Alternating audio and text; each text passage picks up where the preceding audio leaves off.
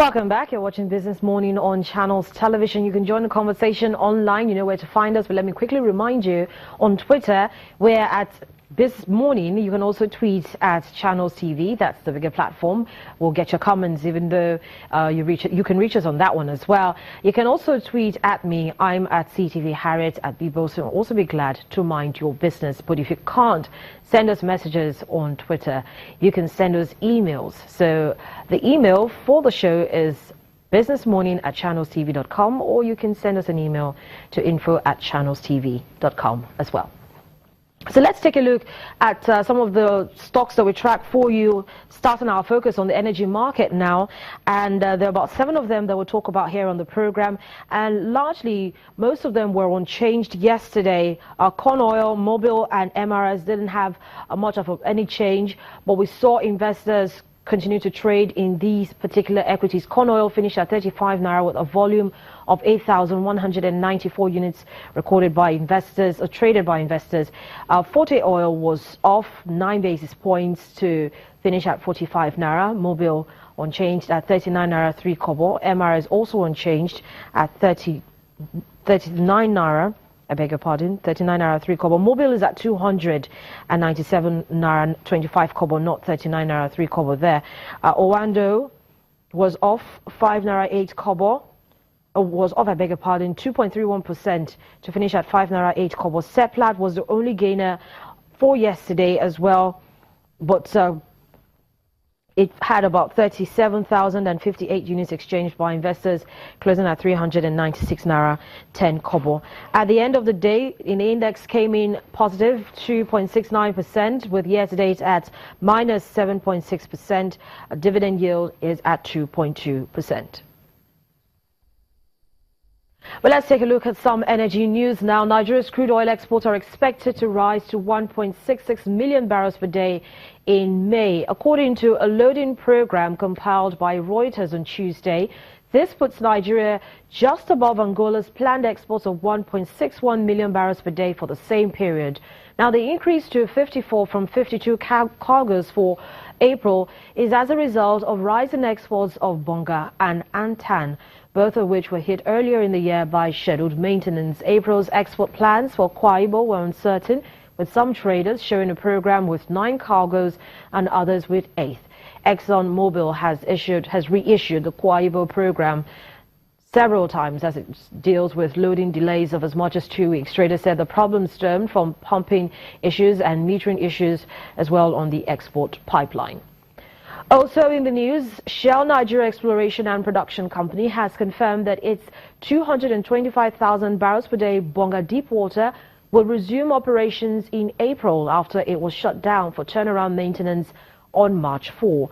The oil firm's managing director, Bayo Ojulari, says the scheduled maintenance involved 3 major components: statutory and regulatory safety checks, inspection, repairs, as well as replacement of equipment and upgrades to ensure safety, optimum production, availability and reliability.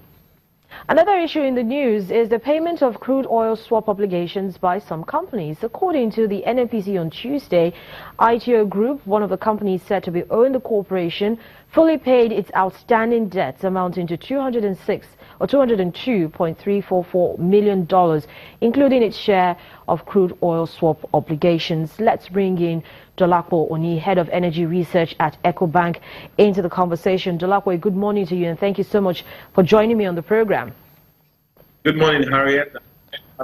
So talk to us, the latest on this crude oil swap. What's the thinking about analysts and, of course, industry players? Well, basically, it's more like trying to tidy up loose ends. The investigation started a long time ago. When the new regime came in, they looked at records to show or to see and understand if the government had been sort of shortchanged in the process of the various OPA, that's the offshore processing agreement, and the crude swap, which were 2 different things. And the ITO actually featured on both of them. And of course, after the audits were done, there were some excesses that were left unpaid, and that's what they just finally cleared up. So talk to us about what the best deal is really for Nigeria, because yes, it's going to ensure transparency. It's also going to ensure the requisite revenue that is supposed to come to the federal government goes to it. But what really is the best deal for us? Okay, previously we had the plain OPAs and swaps, where, like the OPAs, we had, I think, Sahara, we had ITO and some other companies, and the idea there was that they had some barrels of crude allocated to them, which they were meant to take to specific refineries, and according to a yield pattern, they would return the refined products that accrue from that crude volume, and they will be paid for that service. And then you have the swap, where clearly you just get crude oil and you can take it to any refinery anywhere in the world and bring back products that amount to the same level of revenue you should get from selling that crude. So we had those various agreements, but we replaced that structure currently with a different agreement, which is the direct supply, direct purchase agreement, which is slightly better structured. It removes the idea of middlemen. What it really is that you bring products to the country and we pay you with crude oil. We don't give you the crude oil and then you go and bring the products. You bring the products to the country and then we pay you with crude oil. So it's a more effective, it removes middlemen. It saves us just a little more money, which will go typically to the pocket of the middleman in the process. But and I think it's been sustainable so far. It removes the middleman, but then some have argued that this crude oil swap should be reintroduced and not the direct supply, direct purchase, because you still have to import the product and you're still spending so much forex in the first place to import the product. So instead of totally taking out the crude oil swap agreement, why don't we do half and half? Well, it's a case of whichever one the government feels is best. I think the NNPC has critically looked at both programs, and based on what they've seen in the past, they decided that this was a better approach. And if you look at it really, we've had how many months now since we've had full scarcity, or since we've had an issue in the oil and gas industry with supply. So I think